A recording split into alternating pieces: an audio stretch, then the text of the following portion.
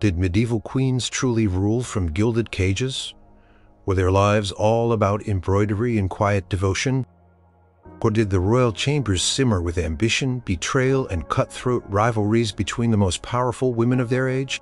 From the brutal Dark Ages to the tumultuous end of the 15th century, the crowns of Europe often conceal the battleground. Number 1. The throne's ultimate prize. Isabella of Castile versus Joanna la Beltraneja. The year 1462 brought a new arrival to the royal court of Castile, a baby girl named Joanna, born to King Henry IV and his wife, Queen Joanna of Portugal. Her birth should have been a moment of celebration, a clear line of succession for the Castilian throne. Instead, it ignited a firestorm of doubt, rumor, and bitter division that would plague the kingdom for decades. Whispers, fueled by the king's estranged relationship with his queen and his perceived lack of virility, began to circulate almost immediately. The court murmured about the queen's alleged affair with Beltraneja de la Cueva, a powerful nobleman who had risen rapidly through the king's favor. This gossip, though never definitively proven, stuck to the infant princess like a shadow, earning her the cruel nickname La Beltraneja, implying she was not the king's true daughter. On the other side of this looming dynastic storm stood Isabella, King Henry IV's half-sister, a woman of sharp intellect and unwavering piety. Born in 1451, Isabella had spent her early years in relative quiet, far from the central court intrigues. However, as the legitimacy of Joanna's claim to the throne became increasingly questioned by a powerful faction of Castilian nobles, Isabella found herself thrust into the spotlight. The nobles, disillusioned with Henry IV's rule and eager for a stronger, more decisive monarch, began to look to Isabella as a potential alternative. This growing support for Isabella did not go unnoticed by the king, who found himself in an increasingly precarious position. The kingdom was fractured. A significant portion of the nobility, known as the League of Nobles, openly challenged Joanna's right to inherit. In 1464, they dramatically deposed Henry IV in effigy, crowning Isabella's younger brother Alfonso as their chosen king, in a symbolic ceremony known as the Farce of Avila. This was a direct repudiation of Joanna's claim and a clear signal of their preference for a different line. The ensuing civil strife lasted for years, with battles and skirmishes erupting across Castile. Alfonso, however, died unexpectedly in 1468, and the hopes of the rebel faction immediately turned to Isabella. Isabella, recognizing the strength of her position but also the dangers of direct confrontation with her half-brother, sought a more diplomatic path. In 1468, the Treaty of the Bulls of Guisando was signed. This agreement was a pivotal moment. It officially recognized Isabella as the Princess of Asturias, the heir presumptive to the Castilian throne, on the condition that she would not marry without King Henry IV's consent. In return, Isabella publicly acknowledged Henry as her rightful king. This treaty, designed to bring peace, also firmly sidelined Joanna, whose claim to the throne seemed, for a time, to be extinguished. However, the truce was fragile. King Henry IV, perhaps regretting his concessions or swayed by those who still supported Joanna, soon went back on his word. When Isabella secretly married Ferdinand of Aragon, the heir to the neighboring crown of Aragon, in 1469, Henry felt betrayed. The marriage, a powerful alliance that would eventually unite the two most significant kingdoms of the Iberian Peninsula, was seen as a direct challenge to his authority. And to Joanna's remaining prospects, Henry quickly repudiated the Treaty of Guisando and, in a public ceremony, reaffirmed Joanna as his legitimate daughter and his sole heir, demanding oaths of fealty to her from his court. This act reignited the succession dispute, setting the stage for an inevitable confrontation between the two women. The death of King Henry IV in December 1474 plunged Castile into full-blown war. Isabella, wasting no time, immediately proclaimed herself Queen of Castile and Segovia. Her supporters rallied quickly, recognizing the strength of her alliance with Aragon and her reputation for decisive action. Meanwhile, Joanna's faction, though smaller, was determined. They found a powerful ally in King Afonso, V of Portugal, Joanna's uncle, who was also eager to expand Portuguese influence over Castile. To solidify their claim, Afonso married his young niece, Joanna. Despite the significant age difference and their close familial relationship, this marriage transformed the succession dispute into an international conflict, the War of the Castilian Succession. The war that followed was not merely a series of battles. It was a struggle for hearts and minds, for political legitimacy, and for control over vast territories. Isabella, alongside her husband, Ferdinand, actively campaigned throughout Castile, rallying support, securing castles, and asserting their authority. They focused on strategic victories and on winning over the powerful Castilian nobility. Joanna, despite her youth, was the face of her faction, and her marriage to Afonso provided crucial military backing. Portuguese forces invaded Castile, aiming to secure key cities and confront Isabella's army directly. One of the most significant encounters of the war occurred in March 1476 at the Battle of Toro. Isabella and Ferdinand's forces clashed with the combined Portuguese and loyalist Castilian army, led by Afonso V. The battle itself was complex and hotly contested, with both sides claiming victory. However, the strategic outcome favored Isabella. Portuguese forces suffered heavy casualties and were unable to achieve a decisive breakthrough that would have solidified Joanna's claim. The perception of victory, even if partial, shifted the balance of power significantly towards Isabella and Ferdinand, bolstering their international standing and dampening the morale of Joanna's supporters. Following Toro, Isabella and Ferdinand pursued their advantage relentlessly. They consolidated their control over more Castilian towns and regions, and their political efforts intensified. Isabella, with Ferdinand's military prowess, proved to be an incredibly effective leader, demonstrating a keen understanding of both military strategy and political maneuvering. Joanna and Afonso, on the other hand, found themselves increasingly isolated. Their attempts to garner further international support faltered, and internal divisions within their own ranks grew. Joanna's claim, once a potent symbol of opposition to Isabella, began to wane as Isabella's power grew undeniably. The war effectively concluded in 1479 with the Treaty of Alcakovas. This treaty formally recognized Isabella and Ferdinand as the rightful sovereigns of Castile. For Joanna, the terms were stark and unequivocal. She was given two options: either marry Isabella's son, John, who was still an infant, or enter a convent. The former option, while theoretically keeping her within the royal sphere, was a clear acknowledgement of Isabella's superior claim, and would have required her to wait many years for a marriage that might never happen. Joanna, faced with overwhelming odds and the definitive end of her military and political support, chose the latter. She took the veil, entering the convent of Santa Clara in Coimbra, Portugal. Joanna lived out her days as a nun, referred to respectfully as the Excellent Lady, but effectively removed from any claim to the Castilian throne. Her life in the convent was one of quiet contemplation, far removed from the political storms that had defined her early years. Her alleged paternity remained a lingering historical question, never fully resolved, but her claim to the throne was unequivocally crushed by Isabella's ascendancy. Isabella, now firmly Queen of Castile, went on to rule alongside Ferdinand, establishing a unified Spain and embarking on some of the most significant endeavors of the late 15th century, including the voyages of Christopher Columbus. The bitter struggle between Isabella and Joanna, fueled by rumor and ambition, reshaped the map of Europe and determined the course of a nascent superpower. Number 2. The Red Rose and the White. Elizabeth Woodville versus Margaret of Anjou. The mid-15th century in England was a turbulent age, a relentless civil war known as the Wars of the Roses, where two great royal houses, Lancaster, represented by the Red Rose, and York, the White Rose, battled for the throne.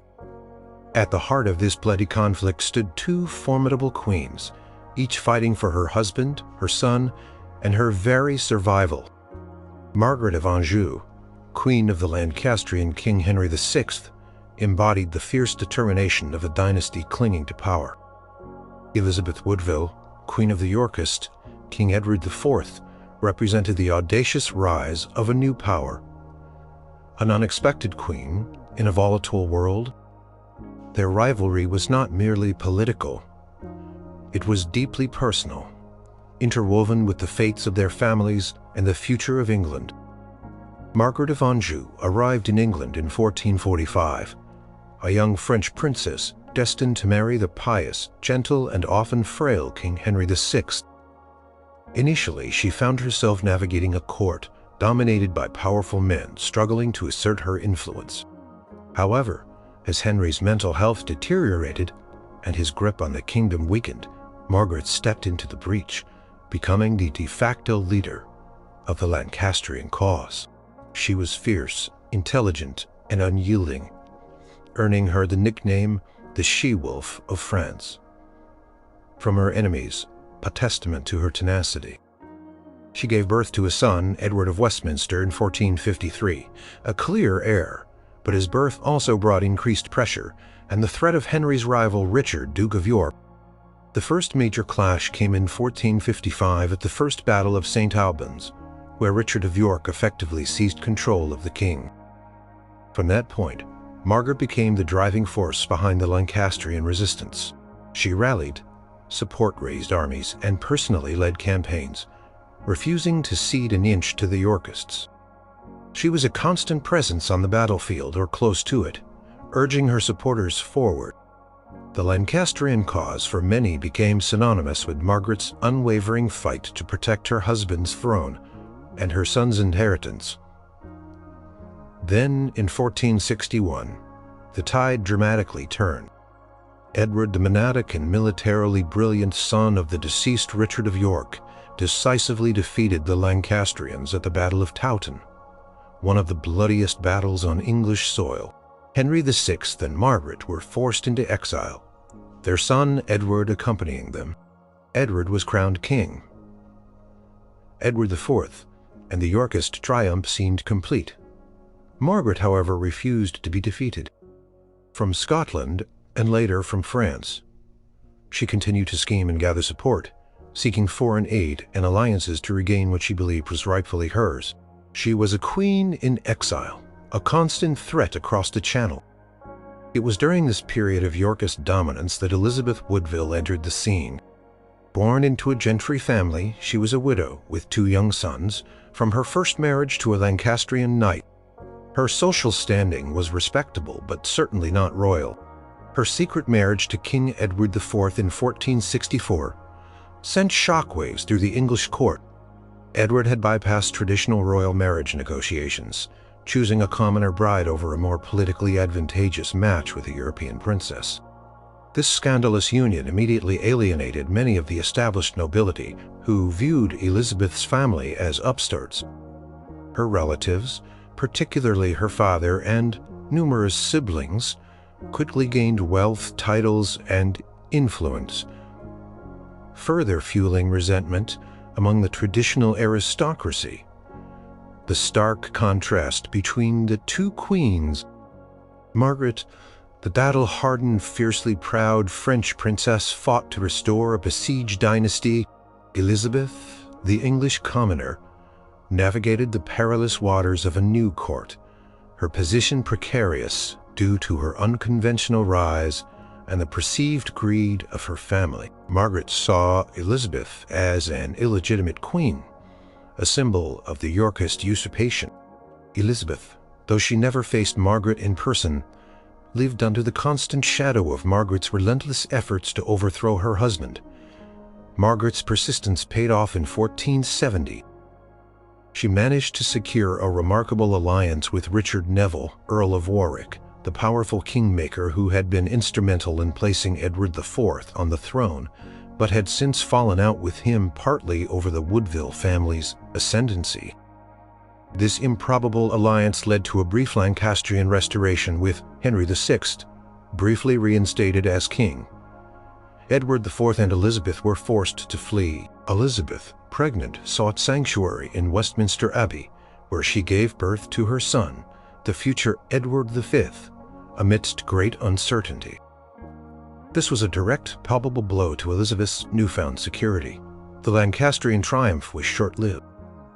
Edward IV, with the support of his brother Richard, Duke of Gloucester, returned to England in 1471.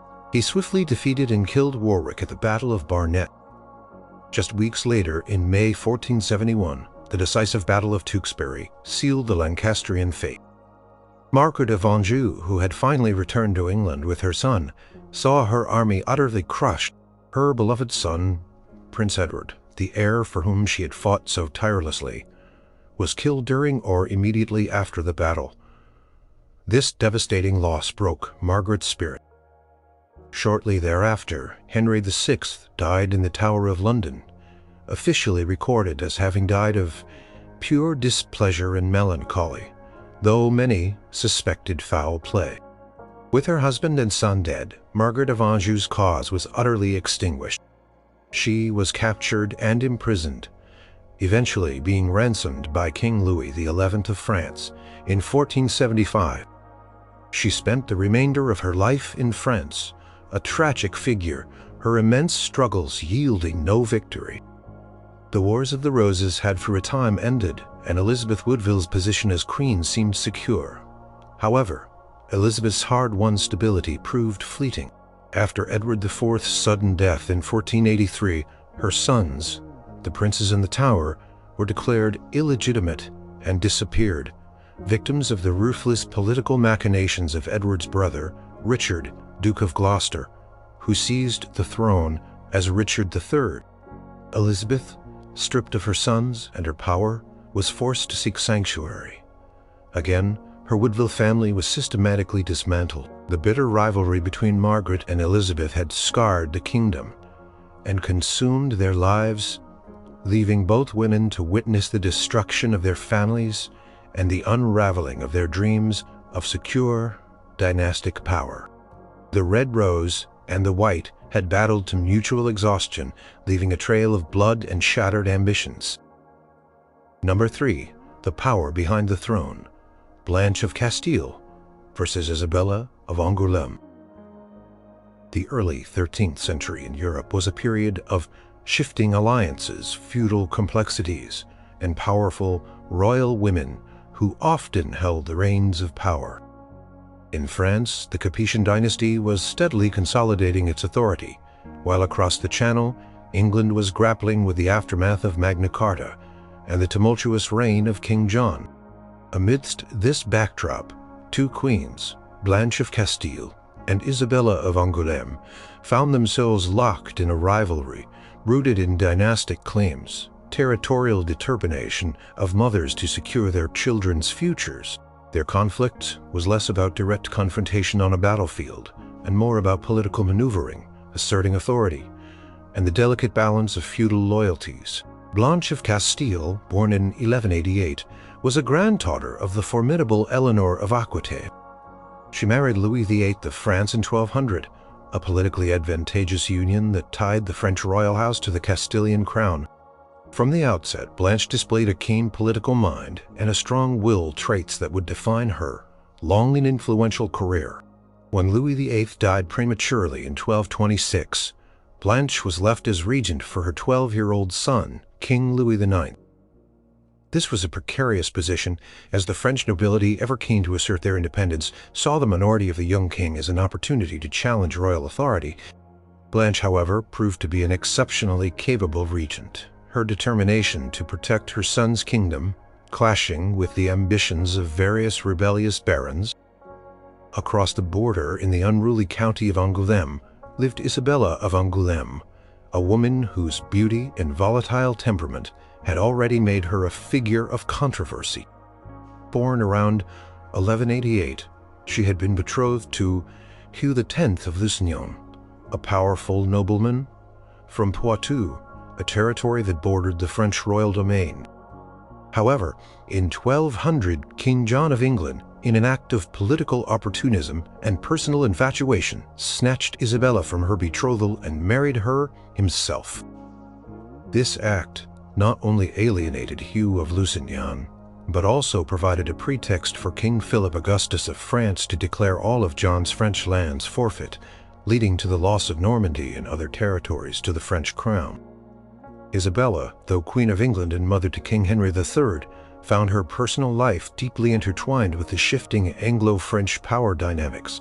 After King John's death in 1216, Isabella, now the widowed Queen Mother of England, was left in a somewhat diminished position. In 1220, she made a surprising move. She remarried her original fiancé, Hugh X of Lusignan. This marriage reconnected her to the powerful Lusignan family, who held significant sway in Poitou and Angoulême, regions that were now under French nominal control but still harbored a strong sense of independence. From her base in Poitou, Isabella began to assert her influence, pushing her husband Hugh to challenge French royal authority and to reclaim lands and rights that she felt were hers or her family's. This brought her into direct opposition with Blanche of Castile, the powerful regent who was meticulously working to consolidate French royal power and crush any signs of feudal rebellion. The rivalry between Blanche and Isabella escalated in the 1220s. As Blanche of Castile worked tirelessly to establish her son's authority, skillfully putting down various baronial revolts across France, Isabella of Angoulême consistently agitated against the French crown from her Poitevin base. She encouraged her husband Hugh and other lords to resist paying homage to Louis IX, orchestrated alliances against the French regent, and actively sought to undermine Blanche's efforts to integrate Poitou more fully into the royal domain. Isabella, through her numerous children with Hugh, sought to establish a powerful independent Lusignan-Angoulême bloc that could defy the French king in 1227. The simmering tensions erupted into open conflict. Blanche of Castile, demonstrating her strategic acumen and personal bravery, led a royal army into Poitou. This was not merely a military campaign, but a forceful assertion of royal authority against rebellious vassals. Isabella of Angoulême, a queen who had once ruled England, found herself actively organizing resistance against another queen, acting as regent. Isabella's forces and those of her Lusignan husband were confronted by Blanche's determined armies. Blanche was resolute, personally overseeing military movements and ensuring the loyalty of her own troops. Conflict lasted for several months, a war of sieges and skirmishes, ultimately ending in a decisive victory for Blanche. The defeat in Poitou was a significant blow to Isabella's ambitions. The Treaty of Vendôme, signed in 1227, stripped the Lusignans of some of their rights and forced them to accept the authority of the French crown. This marked a clear triumph for Blanche of Castile, who had successfully demonstrated that the French monarchy, even under a child king, would tolerate no challenge to its power. Isabella, however, remained defiant, continuing to nurse her grievances and attempting to incite further rebellions. Throughout the 1230s, she appealed to her son, King Henry III of England, to support her claims and launch an invasion of France to reclaim lost Angevin territories and bolster the Lusignan position. In 1242, Isabella of Angoulême once again managed to persuade her son, King Henry III of England, to lead an expedition into Poitou. This was a renewed attempt to throw off French suzerainty and restore her family's power. Henry's forces, allied with Isabella's Lusignan family, faced the French royal army, now led by the adult King Louis IX, though Blanche of Castile remained a powerful influence behind the scenes. The Battle of Taillebourg proved to be a crushing defeat for the English and their allies. Louis IX, having learned much from his mother's regency, secured a definitive victory. Following this devastating defeat, Isabella of Angoulême's political influence waned considerably. She retreated from active political life, entering the Fontefraud Abbey in 1246, where she died later that year. Her ambitious efforts to carve out an independent domain and challenge the Capetian monarchy had ultimately failed. Blanche of Castile, on the other hand, continued to guide her son Louis IX, who became one of France's most revered kings. Her regency had not only secured his throne, but had also significantly expanded and centralized royal power, laying the groundwork for a stronger French state. The rivalry between Blanche and Isabella, a struggle between two powerful women representing conflicting dynastic and territorial ambitions, played a significant role in shaping the political landscape of 13th century France and its relationship with England. Number 4. The Empress and the Queen, Empress Matilda versus Matilda of Boulogne. The early 12th century in England was plunged into a brutal civil war known as the Anarchy, a period of widespread devastation and political chaos. This struggle for the English throne was unique in that it involved two formidable women, both named Matilda, at its very core. Empress Matilda, the daughter of King Henry I, was the rightful heir, according to her father's wishes. Matilda of Boulogne, on the other hand, was the wife of Stephen, who had seized the throne in defiance of Henry's will. Their rivalry was a direct, unrelenting clash for sovereignty, marked by shifting loyalties, sieges, and the raw determination of two royal women fighting for their respective causes. Empress Matilda's story began with high expectation. Born in 1102, she was the only surviving legitimate child of King Henry I of England. Her father, keen to secure the succession, arranged her marriage to Henry V, the Holy Roman Emperor, making her an empress. After her husband's death, she returned to England, and her father, who had lost his only son, William Adelin, in a shipwreck, compelled his barons to swear an oath, recognizing Matilda as his heir. He then married her to Geoffrey Plantagenet, Count of Anjou, a powerful French lord, further solidifying her position. Matilda was a woman of intelligence and fierce pride, schooled in the grand courts of Europe, and she fully expected to inherit her father's throne. However, upon King Henry I's death in 1135, the oaths sworn to Matilda were quickly forgotten by many of the English nobility. Stephen of Blois, a grandson of William the Conqueror and a nephew of Henry I, seized the opportunity. He swiftly sailed to England, gathered support, and was crowned King Stephen with the backing of the church and influential barons. His wife, Matilda of Boulogne, born around 1103, played a crucial role in his ascension. She was a granddaughter of Saint Margaret of Scotland and a wealthy countess in her own right, bringing significant resources and influence to Stephen's claim. Her legitimacy as queen consort was immediate and widely accepted by Stephen's supporters. The usurpation set the stage for a bitter, drawn-out conflict. Empress Matilda, though far away in Normandy, was furious at the betrayal. She began to rally her supporters, particularly her half-brother Robert, Earl of Gloucester, a highly respected and capable military commander. The war, which became known as the Anarchy, officially began in 1139 when Empress Matilda invaded England, launching a direct challenge to Stephen's rule. Matilda of Boulogne, despite not being the primary military commander, was a crucial and active participant in Stephen's defense. While her husband was often embattled or imprisoned, she took on significant responsibilities. She was a determined and resourceful queen, rallying Stephen's supporters, organizing defenses, and raising troops. She understood the importance of maintaining moral and material support for her husband's claim. Her efforts directly countered Empress Matilda's advances, making her a formidable adversary in the struggle for the throne. The most dramatic turn in their rivalry came in 1141. In February, Stephen was captured by Empress Matilda's forces at the Battle of Lincoln. This was a monumental victory for the Empress, who swiftly moved to London, preparing for her coronation. For a brief period, it seemed Empress Matilda had achieved her ambition. She was hailed as Lady of the English and was on the verge of being crowned queen. However, her imperious manner and perceived arrogance alienated many of the Londoners and some key aristocratic supporters. It was at this critical juncture that Matilda of Boulogne demonstrated her exceptional resolve. While her husband was imprisoned, she refused to abandon his cause. She tirelessly campaigned, calling upon her loyal supporters, including the Londoners who had grown wary of the Empress, and appealing to her own personal network. She led troops, negotiated with powerful barons, and engineered a counteroffensive. Her efforts culminated in a remarkable turnaround.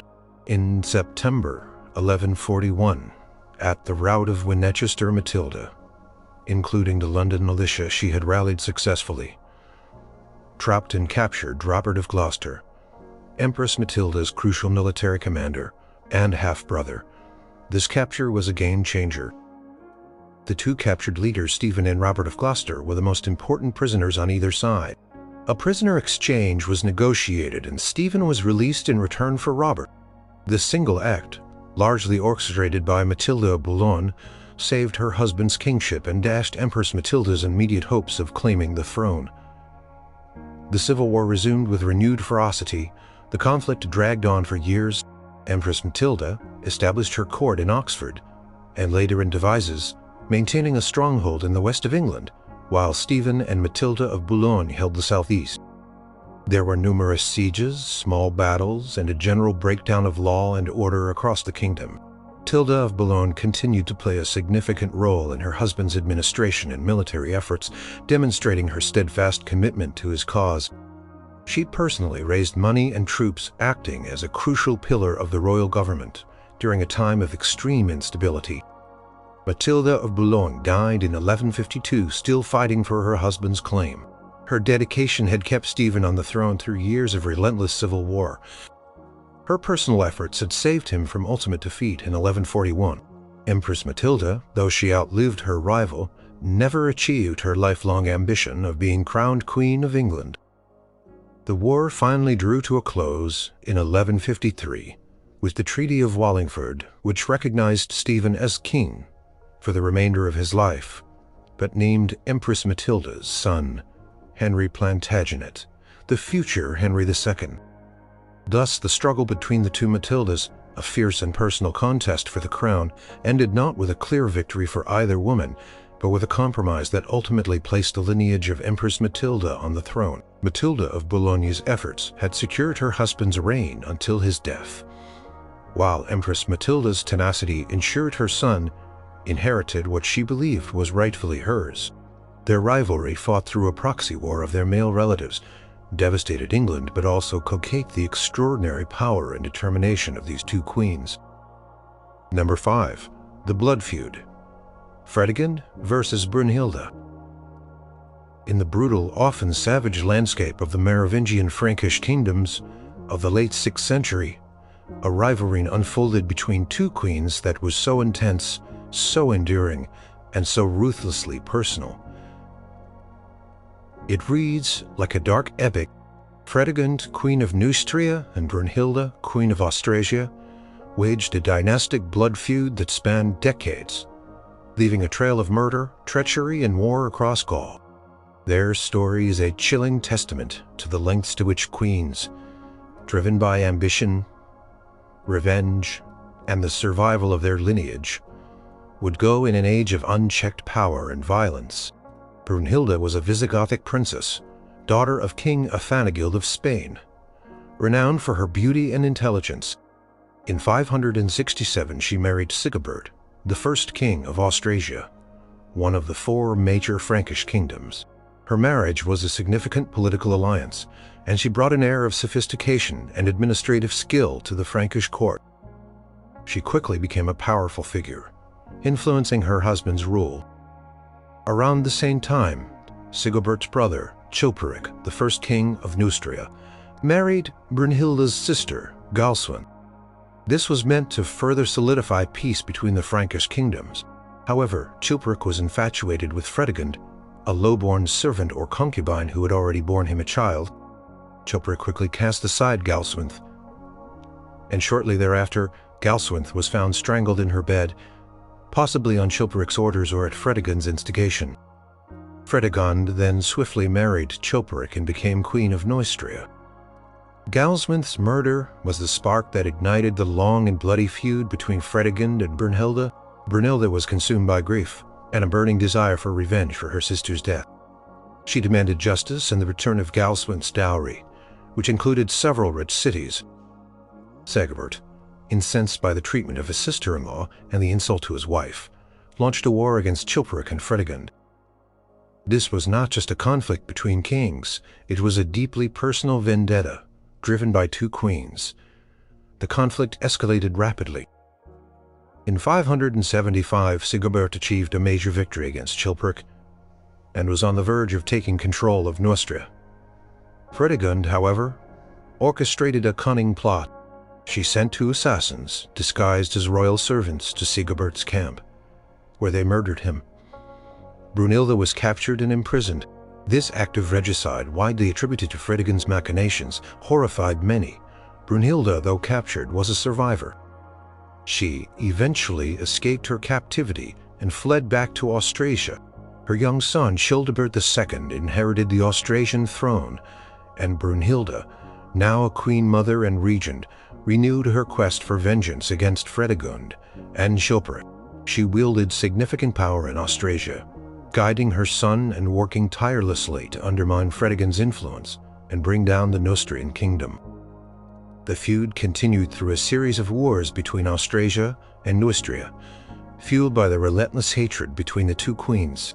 Fredegund, for her part, was equally ruthless in her pursuit of power and elimination of rivals. She was suspected of orchestrating the deaths of her own stepchildren, the sons Chilperic had from a previous marriage, to ensure her own sons inherited the Neustrian throne. She also reportedly plotted to murder Brunhilda directly on multiple occasions. Fredegund's life was a continuous series of ruthless political maneuvers, plots, and assassinations to secure her position and that of her offspring. A particularly chilling incident, often attributed to Fredegund, involved her own daughter, Regund. When Regund was found stealing from the royal treasury, Fredegund allegedly beat her and then attempted to drown her in a chest filled with gold coins. This story, though possibly exaggerated by hostile chroniclers, illustrates the perceived cruelty and ferocity of Fredegund. In 584, Chilperic I, Fredegund's husband, was mysteriously assassinated while out hunting. Fredegund, now a widow, found herself in a vulnerable position. However, she quickly secured the recognition of her infant son, Clothar II, as the new king of Neustria and became his regent. Her regency was as firm and uncompromising as her time as queen, as she continued to defend Neustria against both internal dissent and external threats, notably from Brunhilda's Austrasia. Fredegund died in 597. Reportedly of natural causes, a surprisingly peaceful end for a woman whose life had been so entangled with violence and intrigue. Her death left Brunhilda as the undisputed most powerful female figure in the Frankish kingdoms. Brunhilda continued her political machinations, ruling as a regent for her grandsons in Austrasia and Burgundy, attempting to centralize power and create a unified Frankish kingdom. She was a shrewd politician and administrator, but her efforts were often met with resistance from the Frankish nobility, who resented her centralized rule and Visigothic origins. The decades-long feud culminated tragically for Brunhilda in 613. Clothar II, Fredegund's son, had grown to adulthood and became a powerful king. He allied with the Frankish nobles who opposed Brunhilda's rule and in a final decisive confrontation captured his mother's lifelong enemy. Clothar showed Brunhilda no mercy, demonstrating the depth of the animosity passed down from his mother. The nearly 70-year-old Brunhilda was subjected to horrific torture for 3 days, and then tied to the tail of a wild horse and dragged to her death. The rivalry between Fredegund and Brunhilda, spanning almost 40 years, was not just a personal hatred, but a driving force behind the political instability and constant warfare that plagued the Merovingian kingdoms. It was a relentless struggle for power, dynastic survival, and ultimate revenge, cutting the raw, brutal reality of royal life in the early medieval period. Number 6. The unlikely imprisonment. Eleanor of Aquitaine versus Alais of France. The late 12th century, a period of formidable queens and warring kings, saw a simmering rivalry unfold between Eleanor of Aquitaine, one of history's most celebrated and powerful women, and Alais of France, a French princess whose life became entangled in the commestus. This was a story not of open warfare between queens, but of suspicion, alleged betrayal, and a young woman caught in the web of a powerful king's desires and an imprisoned queen's wrath. Eleanor of Aquitaine, born around 1122, was a woman of immense influence and extraordinary destiny. As Duchess of Aquitaine in her own right, she was one of the wealthiest and most powerful feudal lords in Europe. She married King Louis VII of France, becoming his queen. After their annulment, she swiftly married Henry Plantagenet, Duke of Normandy and Count of Anjou, who soon became King Henry II of England. This second marriage created the vast Angevin Empire, stretching from Scotland to the Pyrenees. Eleanor was not merely a queen consort. She was a political force, a patron of the arts, and a mother to several ambitious sons, including Richard the Lionheart and John. Alais of France, born in 1160, was the daughter of King Louis VII and his second wife, Constance of Castile. As such, she was the half-sister of Eleanor's former husband, Louis VII. In 1169, at the tender age of 9, Alais was sent to England as part of a peace agreement between King Henry II of England and King Louis VII of France. She was formally betrothed to Henry's son Richard, then a young boy. The intention was for Alais to marry Richard when they came of age, thereby cementing the Anglo-French alliance and ensuring the peaceful transfer of territories. In the Vexin region, which was Alais's dowry, however, the arrangements soon became complicated. Rather than being raised in Richard's household, Alais was placed under the guardianship of King Henry II himself. Over the years, the marriage was repeatedly delayed. As Alais grew into a young woman, rumors began to circulate at court, whispering that King Henry II had taken his son's betrothed as his own mistress. While historical evidence is scarce and opinions differ, the rumors were persistent and widely believed by contemporaries. This alleged affair, regardless of its truth, created an enormous scandal and added a deeply personal layer of intrigue to the already fraught Anglo-French relations. Eleanor of Aquitaine, already estranged from her husband, Henry II, due to his numerous infidelities and their differing political ambitions, was increasingly frustrated. Her sons, particularly Richard, also resented Henry's continued holding of Alais. They believed that Henry's refusal to allow Richard to marry Alais was a deliberate attempt to deny Richard his inheritance and to exert control over him. The situation with Alais became a tangible point of contention in the already fractured royal family. In 1173, Eleanor, along with her sons Henry the young king, Richard and Geoffrey, rebelled against Henry II. This widespread revolt was driven by the sons' desire for more power and their mother's deep dissatisfaction with her husband's rule. While the motivations were complex, the alleged affair with Alais and Henry's refusal to release her to Richard certainly fueled the animosity. Henry II ultimately crushed the rebellion and as a consequence imprisoned Eleanor of Aquitaine in 1173. She remained under varying degrees of confinement for the next 16 years, a testament to Henry's control. During Eleanor's long imprisonment, Alais remained at the English court. Whether she was truly Henry's mistress or merely a pawn in a larger political game, her presence continued to be a source of tension. Richard, who was now a grown man and a formidable warrior, stubbornly refused to marry Alais. He cited the rumors of her relationship with his father, declaring he could not marry a woman who had allegedly been intimate with his own parent. This refusal became a significant obstacle in peace negotiations between Henry II and Louis VII's successor, King Philip Augustus of France. Philip Augustus tirelessly demanded Alais's return and the completion of the marriage. The situation with Alais became an insoluble diplomatic knot. Henry II, either unwilling to admit to the affair or genuinely fearing the consequences of releasing Alais and her valuable dowry, kept her in England. Richard, driven by a combination of personal distaste and political calculation, continued to reject her. Eleanor, from her confinement, remained a powerful symbolic figure.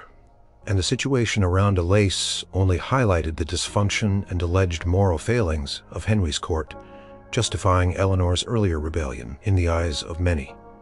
King Henry II died in 1189. Eleanor of Aquitaine was immediately released from imprisonment and resumed her powerful role as Queen Mother and Regent for her beloved son Richard I, Richard the Lionheart. One of Richard's first acts as king was to finally send Alais back to France. Her long, involuntary stay at the English court, intertwined with the scandal of her alleged affair with Henry II and Richard's staunch refusal to marry her, was over. Alais returned to France, where in 1195 she eventually married William IV, Count of Ponthieu. She lived a relatively quiet life. Thereafter, far from the dramatic machinations of the English court, Eleanor of Aquitaine, however, continued to be a central figure in European politics, proving her enduring power and resilience after years of captivity. The rivalry, or more accurately, the intense personal and political drama surrounding Alais, demonstrated the complex and often unforgiving nature of royal life, where even a young princess could become a pawn in a dangerous game between powerful kings and queens.